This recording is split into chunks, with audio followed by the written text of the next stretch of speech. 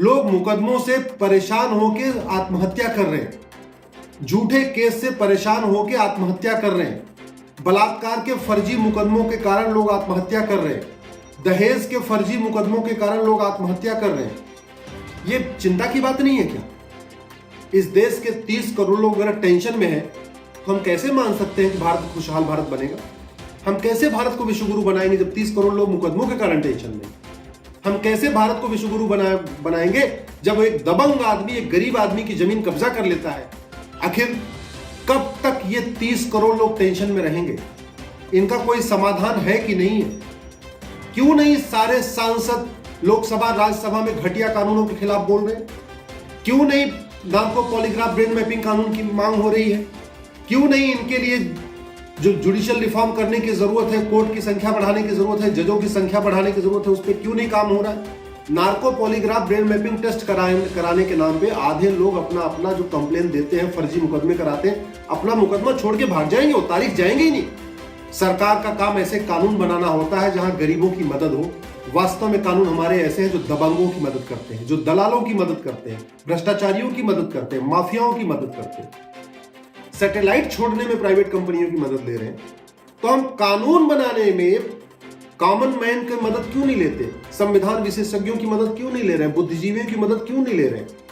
क्योंकि जब कठोर कानून बनेगा, जुडिशियल रिफॉर्म होगा, मुकदमों का जल्दी फैसला होगा और झूठा मुकदमा लिखाने वालों के खिलाफ कठोर सजा होगी, तो आधे तो नेता और नौकरशाह फंस जाएंगे, आधे तो दबंग फंसेंगे, माफिया जेल जाएंगे, नेता जेल जाएंगे, नौकरशाह जेल जाएंगे, लेखपाल जेल जाएंगे, थानेदार जेल जाएंगे, कलेक्टर जेल जाएंगे, तहसीलदार जेल जाएंगे। इसीलिए न हम भ्रष्टाचार के खिलाफ कठोर कानून बना रहे हैं, न अपराध के खिलाफ कठोर कानून बना रहे हैं।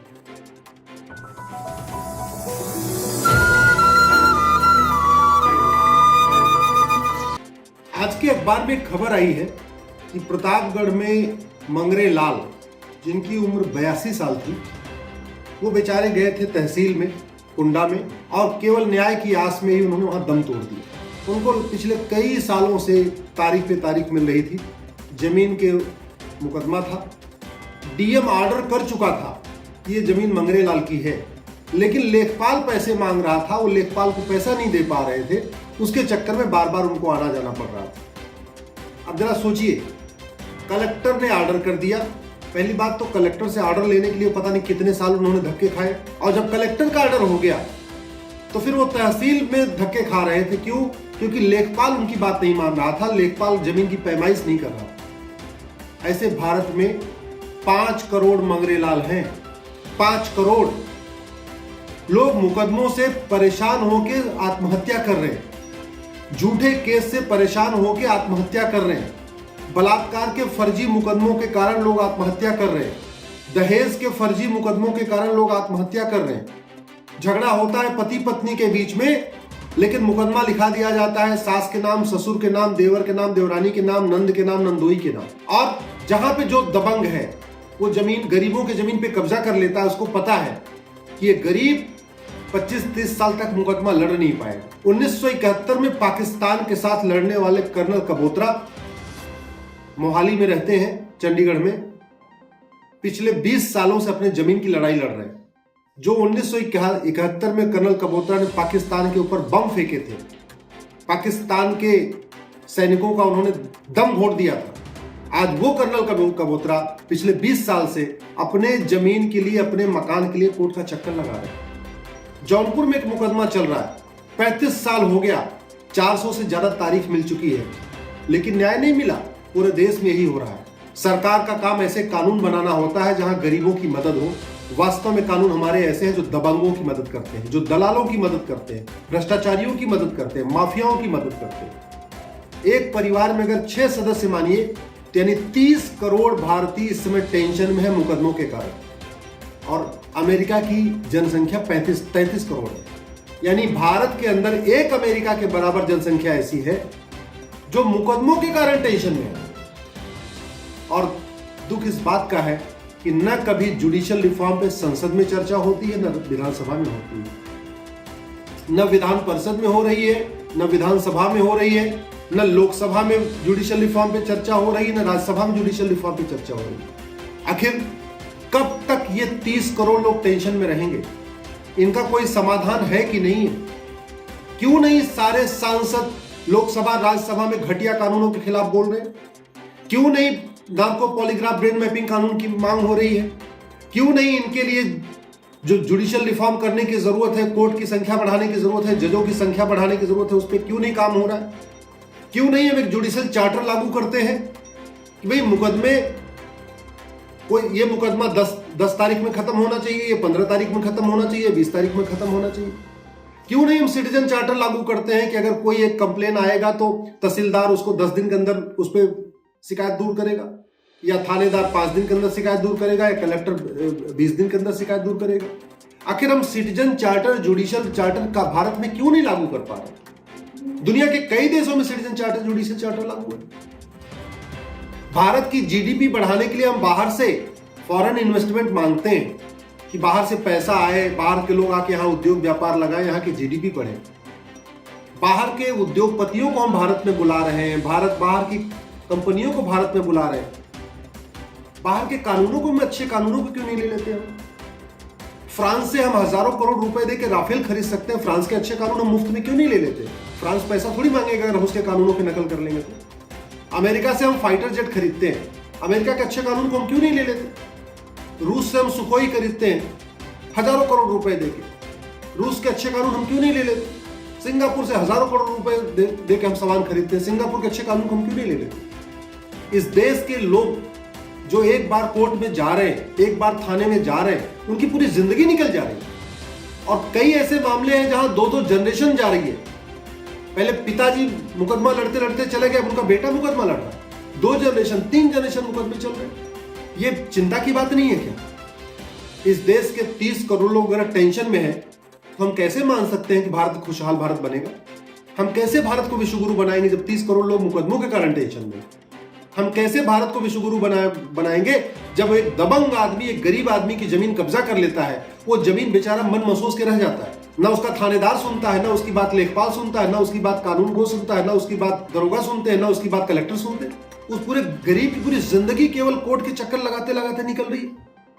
अगर केवल कंप्लेन में जो कंप्लेन दी जाती है ना दूसरे के खिलाफ कि भाई हमारे साथ इसने ये किया, ये किया, ये किया, अगर उसमें नीचे एक पैरा लिखवा ले कि जो बात मैंने कही है इसके लिए मैं अपना नार्को पॉलीग्राफ ब्रेन मैपिंग कराने के लिए तैयार हूं, केवल एक अंडरटेकिंग ले ले, आधे मुकदमे ऐसे ही खत्म हो जाएंगे। Narco polygraph brain mapping test कराने के नाम पे आधे लोग अपना जो कंप्लेन देते हैं, फर्जी मुकदमे कराते हैं, अपना मुकदमा छोड़ के भाग जाएंगे, वो तारीख जाएंगे ही नहीं, बड़े आराम से लोगों को न्याय मिलेगा।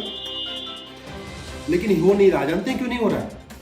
क्योंकि जब कठोर कानून बनेगा, जुडिशियल रिफॉर्म होगा, मुकदमों का जल्दी फैसला होगा और झूठा मुकदमा लिखाने वालों के खिलाफ कठोर सजा होगी, तो आधे तो नेता और नौकरशाह फंस जाएंगे, आधे तो दबंग फंसेंगे, माफिया जेल जाएंगे, नेता जेल जाएंगे, नौकरशाह जेल जाएंगे, लेखपाल जेल जाएंगे, थानेदार जेल जाएंगे, कलेक्टर जेल जाएंगे, तहसीलदार जेल जाएंगे। इसीलिए न हम भ्रष्टाचार के खिलाफ कठोर कानून बना रहे हैं, न अपराध के खिलाफ कठोर कानून बना रहे हैं। और जानते हैं, भारत की जीडीपी 2%, अगर हमें भारत की 2% जीडीपी बढ़ानी है तो कम से कम 2 लाख करोड़ रुपए इन्वेस्ट करना पड़ेगा। 2 लाख करोड़। और मैं कह रहा हूं 1 रुपए खर्च किए बिना भारत की जीडीपी 2% बढ़ सकती है। केवल इस देश से भ्रष्टाचार, अपराध खत्म कर दें, इस देश में जो वसूली का सिस्टम है वो खत्म कर दें, ये नेता नौकरशाह जो परसेंट मांगते हैं 20%, ये अपना इनका परसेंट बंद हो जाए, इस देश के व्यापारी, इस देश के जो स्टार्टअप हैं, वो इस देश की जीडीपी 2% बढ़ा देंगे अपने आप। बाहर के इन्वेस्टमेंट की जरूरत नहीं, फॉरेन इन्वेस्टमेंट किए बिना इस देश की जीडीपी 2% बढ़ सकती है। केवल सरकार कठोर कानून बना दे और भ्रष्टाचार, अपराध खत्म कर दे। और इस देश में इतने इंटेलेक्चुअल्स हैं, इतने बुद्धिजीवी हैं, इतने संविधान विशेषज्ञ हैं, इतने कानूनों के एक्सपर्ट हैं, मात्र 1 साल में भारत के सभी कानूनों को विश्व का सबसे अच्छा कानून बनाया जा सकता है। एक बार सरकार कह दे कि भाई अगर जिसके पास कानून का अच्छा ड्राफ्ट हो आप लाइए, हम उसको देखेंगे, अगर अच्छा होगा तो हम उसको पार्लियामेंट में पेश करेंगे या विधानसभा में पेश करेंगे। मैं कह रहा हूं गारंटी के साथ, सरकार के पास हजारों कानूनों का ड्राफ्ट फ्री में बैठे बैठे सरकार को मिल जाएगा। केवल एक बार सरकार अनाउंस कर दे कि भाई जिन लोगों को लगता है कानून खराब है, उस कानून में क्या सुधार होना चाहिए, उसका आप ड्राफ्ट बना के ले आइए। अगर कानूनों के लिए हम पब्लिक प्राइवेट पार्टनरशिप शुरू कर दें, इस देश के बुद्धिजीवियों के लिए एक आह्वान कर देंगे, संविधान विशेषज्ञों के लिए कह दें कि आप आइए, आप अच्छे अच्छे कानून का ड्राफ्ट बना के ले आइए, सरकार का बर्डन खत्म हो जाएगा, सरकार का टेंशन खत्म हो जाएगा, सरकार को बैठे बैठे मुफ्त में कानूनों का वर्ल्ड क्लास ड्राफ्ट मिलेगा। विश्व के सबसे बेस्ट जो सर्वोत्तम 100 कानून है उनका ड्राफ्ट मैं भारत के हिसाब से बना के मैं दूंगा। और मैं अकेला नहीं हूं, मेरे जैसे भारत में बहुत लोग हैं जो चाहते हैं इस देश की न्यायिक व्यवस्था सुधरे, इस देश का पुलिस सिस्टम सुधरे, इस देश का एडमिनिस्ट्रेटिव सिस्टम सुधरे, इस देश में पुलिस रिफॉर्म लागू हो, जुडिशियल रिफॉर्म हो, इलेक्शन रिफॉर्म हो, ये जो माफिया गुंडे बदमाश संसद विधानसभा में जाए ये रुके। तो हमारे जैसे सैकड़ों लोग हैं जो मुफ्त में सरकार को कानून बना के देने के लिए तैयार है, ड्राफ्ट बना के देने के लिए तैयार है। सरकार एक बार ऑफर तो करे, सरकार एक बार कहे तो। आखिर पुल बनाने में हम प्राइवेट ठेकेदारों की मदद लेते हैं, सड़क बनाने में प्राइवेट लोग कंपनियों की मदद लेते हैं, एयरपोर्ट बनाने में प्राइवेट कंपनियों की मदद लेते हैं, हाईवे बनाने में प्राइवेट कंपनियों की मदद लेते हैं, आजकल तो मिसाइल बनाने में प्राइवेट कंपनियों की मदद ले रहे हैं, सैटेलाइट छोड़ने में प्राइवेट कंपनियों की मदद ले रहे हैं। तो हम कानून बनाने में कॉमन मैन की मदद क्यों नहीं लेते, संविधान विशेषज्ञों की मदद क्यों नहीं ले रहे, बुद्धिजीवियों की मदद क्यों नहीं ले रहे, अच्छे सीनियर एडवोकेट्स उनकी मदद क्यों नहीं ले रहे, रिटायर्ड जजेस की मदद हम क्यों नहीं ले रहे कानून बनाने में। हजारों की संख्या में retired IAS, retired IPS, retired जज हमारे पास हैं, रिटायर्ड लॉ के प्रोफेसर हैं, हम उनकी कानून बनाने में मदद क्यों नहीं ले रहे। हम अपने कानून को वर्ल्ड क्लास कानून क्यों नहीं बनाते हैं जो कि फ्री में बन जाएगा, एक पैसे नहीं लगेगा।